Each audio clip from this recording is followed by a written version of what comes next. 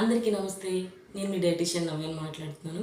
ఈరోజు ఇంకో హెల్తీ టిప్తో మీ ముందుకు వచ్చాను. అయితే ఈ వేసవి కాలంలో అంటే ఈ సమ్మర్ సీజన్లో ఏంటంటే మనం ఎక్కువగా సీజనల్ ఫ్రూట్స్ అనేవి ఎక్కువగా తీసుకుంటూ ఉంటాం. అయితే సీజనల్ ఫ్రూట్స్ అంటే ఏ సీజన్కి వచ్చే ఫ్రూట్స్ ఆ సీజన్లో తీసుకుంటూ ఉంటాం. అయితే ఈ ఎండాకాలంలో మనం ఎక్కువగా తీసుకునే ఫ్రూట్స్ ఏమిటంటే పుచ్చకాయ, మామిడి పండు ఇలాంటివి ఎక్కువగా, సపోటా లాంటివి ఎక్కువగా తీసుకుంటాం. అయితే మనం విలేజ్ ప్రాంతంలో అంటే పల్లెటూరు ప్రాంతంలో ఎక్కువగా మనం ఏంటంటే తాటి ముంజలు చూస్తూ ఉంటాం.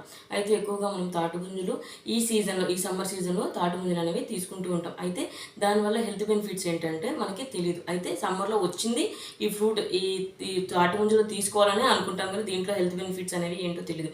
అయితే తెలియని వాళ్ళకి నేను ఏంటంటే కొన్ని ఆ హెల్త్ బెనిఫిట్స్ ఏంటో చెప్దాం అనుకుంటున్నాను. అయితే ఈ తాటి ముంజలు తీసుకోవడం వల్ల అసలు ముందుగా ఏంటంటే ఒక 100 గ్రాములు తాటి ముంజలు తీసుకోవడం వల్ల ఏంటంటే మన బాడీకి 43 క్యాలరీస్ అనేవి అందుతాయి. అంటే 43 క్యాలరీస్ అనేవి